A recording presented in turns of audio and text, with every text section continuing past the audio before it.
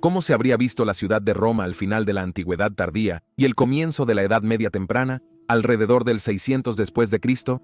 Ya hemos hablado extensamente sobre cómo Roma había cambiado desde su apogeo en el 320 después de Cristo, hasta antes del estallido de las guerras góticas y la devastación que las guerras góticas causaron en la ciudad y sus habitantes.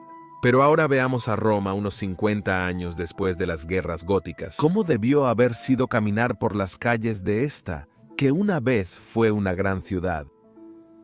Hasta ahora hemos establecido que el verdadero desastre para la ciudad de Roma llegó con las guerras góticas, cuando el general romano oriental Belisario entró en la ciudad en 536, hasta que la ciudad fue retomada una última vez de nuevo por los romanos orientales, pero esta vez bajo el general Narses, en 551, 15 años después. Pero en estos 15 años la ciudad había visto 3 grandes asedios y fue conquistada y cambió de bando 5 veces.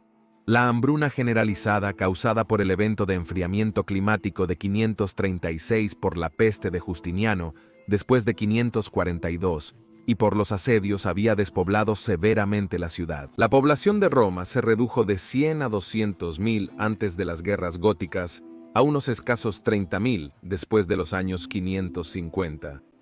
Si bien los 3 saqueos del siglo V ya habían sido perjudiciales para la ciudad y la población, al menos se llevaron a cabo grandes reparaciones primero bajo los emperadores romanos occidentales, luego bajo Odoacro, y luego bajo Teodorico. Los prefectos urbanos de Roma continuaron manteniendo y reparando la ciudad con los ingresos fiscales hasta 536. Pero las guerras góticas destruyeron el reino austrogótico, y como hemos visto en este video aquí, paradójicamente, los romanos del este realmente no estaban interesados en reconstruir Roma o restaurar su antiguo esplendor. No se asignó dinero estatal imperial a Roma para restaurar sus monumentos. Los vigiles ya no patrullaban las calles como en los tiempos de Mayoriano, de Odoacro, de Teodorico, para proteger los antiguos monumentos. Los romanos del este no invirtieron cuidado ni dinero para reparar los daños causados por la guerra gótica. Narses, el general romano del este, vivió en Roma después de derrotar definitivamente a los godos en 553, y vivió en el antiguo Palacio Imperial en el Monte Palatino. Se dice que vivió allí hasta su muerte en 573, aunque esto a veces se disputa. Pero si el palacio aún se hubiera reparado bajo Teodorico, donde el rey austrogodo asignó los ingresos del impuesto al vino para reparar el gran antiguo Palacio Imperial, no se informa que se hayan realizado reparaciones bajo Narses.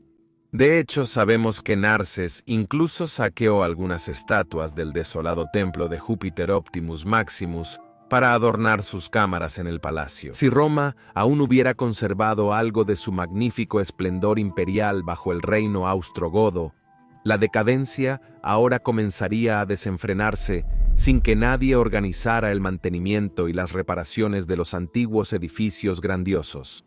Por lo tanto, unas pocas décadas después de la muerte de Narses, para el año 600 después de Cristo, la situación se había agravado aún más. El Senado había desaparecido completamente para entonces, al igual que las antiguas instituciones romanas y los antiguos cargos romanos. Todos fueron destruidos en las guerras góticas. Para entonces, la Iglesia cristiana era la única institución superviviente de la época imperial, y los papas habían surgido como la principal fuerza de la ciudad después de que el Senado fuera destruido en la desastrosa guerra. En el 600 después de Cristo, el Papa Gregorio el Grande ocupaba el cargo más alto de la Iglesia cristiana occidental. Es de Gregorio de quien tenemos relatos bastante detallados sobre el estado de la ciudad en aquellos tiempos oscuros. De hecho, la temprana Edad Media había llegado a Italia. ¿Podríamos decir aún que Italia y Roma estaban en la antigüedad tardía antes de las guerras góticas? Para el año 600 después de Cristo, podemos afirmar claramente que la Edad Oscura había comenzado a llegar también a esta antigua provincia del antiguo Imperio Romano. Gregorio nació en 540 en Roma, por lo tanto, en medio de la guerra gótica, presenció todos los desastres que se desarrollaron a mediados del siglo VI y pudo dar testimonio del constante aumento de la decadencia y la miseria que enfrentaba Roma, y después de 568, los lombardos invadieron Italia, como sucedía tan a menudo en el período de las grandes migraciones. Dos partidos lucharían entre sí hasta el límite, y el tercero aprovecharía la debilidad y el vacío de poder para establecerse dentro de las fronteras del imperio. Así, después de 568, los territorios recién conquistados del Imperio Romano dejarían de ser parte del Imperium Romanum en este corto tiempo, y ahora serían parte del reino de los lombardos. Por favor, dale me gusta a este video y suscríbete para mantener al tanto de videos futuros sobre el intrigante Imperio Romano tardío. Y por favor, considera apoyar nuestro trabajo en Patreon o a través de la membresía de YouTube, porque la sostenibilidad a largo plazo de este canal desafortunadamente depende de tu apoyo. YouTube definitivamente no es generoso con un tema tan nicho como el del Imperio Romano tardío, y los ingresos por publicidad son realmente bajos. Por lo tanto, para ser sostenible a largo plazo, realmente necesito tu apoyo financiero a través de Patreon o la membresía de YouTube, por mucho que me pese decirlo. Creo que Mayoriano te agradecería por apoyar un canal que lleva su nombre. Por supuesto, gracias, amigos queridos. Así que el Papa Gregorio fue a Constantinopla en 578 y pidió al emperador ayuda militar contra los lombardos, pero la siempre presente amenaza de los persas en el este, y ahora también los eslavos que estaban presionando desde el norte desde la frontera del Danubio, no permitieron a los romanos orientales enviar tropas. Así, Gregorio estaba por su cuenta. Él solo tuvo que mantener la ciudad que ahora se deterioraba cada vez más rápido.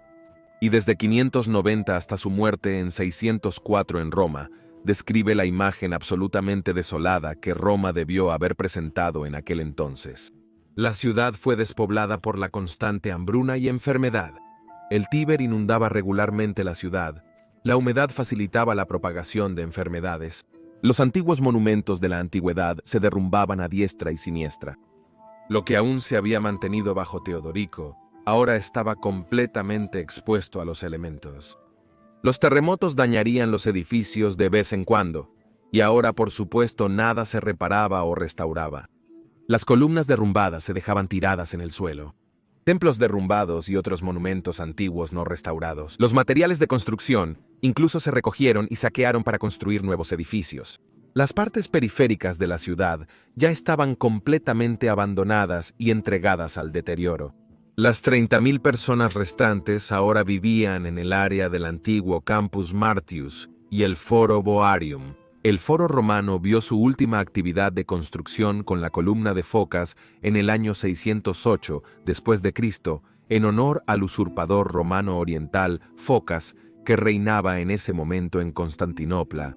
Un honor muy extraño, ya que este emperador no era un tipo realmente amigable. Sin embargo, se cree que la columna no fue construida de nuevo, sino que una columna derrumbada del foro imperial fue simplemente reerigida y se colocó una estatua de Focas en la parte superior. Y ya eso debió haber representado un acto hercúleo en esta época de decadencia.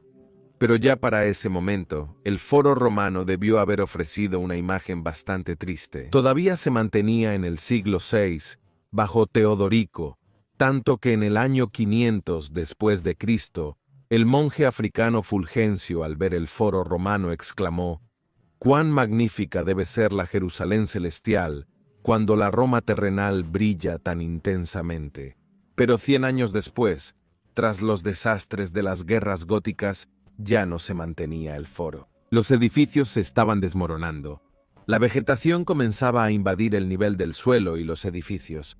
La columna de Focas debió haber parecido una parodia en medio de esta creciente decadencia. Poco tiempo después, se abandonó el foro romano, posiblemente después de una gran inundación del Tíber en la primera mitad del siglo VII. El Tíber en retirada dejó grandes cantidades de limo y residuos que lentamente comenzarían a elevar el nivel del suelo. Así, el foro romano comenzaría a decaer cada vez más rápido, y podemos suponer que para el siglo IX el nivel del suelo ya había sido cubierto de hierba, y para la Alta Edad Media se había transformado en un pastizal para vacas. Los materiales de construcción eran escasos, por lo que los templos derrumbados, que aún podrían haberse reparado en el 530 después de Cristo, ahora eran saqueados para obtener material de construcción, con el fin de construir nuevas viviendas o iglesias. La gente comenzó a construir viviendas más pequeñas en los foros imperiales en decadencia. Las iglesias se construyeron con materiales de templos derrumbados. Roma había comenzado el proceso de canibalizarse a sí misma y transformarse en una ciudad medieval. Se construyeron nuevas viviendas más pequeñas en estructuras más grandes, como sucedió por ejemplo en el Teatro de Marcelo y muchos otros lugares en toda la gran ciudad.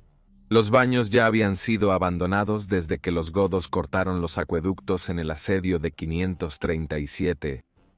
El Coliseo ya no sería reparado, pero después de cada terremoto, fue saqueado para obtener materiales de construcción. El templo de Júpiter Optimus Maximus, cerrado en 395 por orden de Teodosio, saqueado en 455 por los vándalos.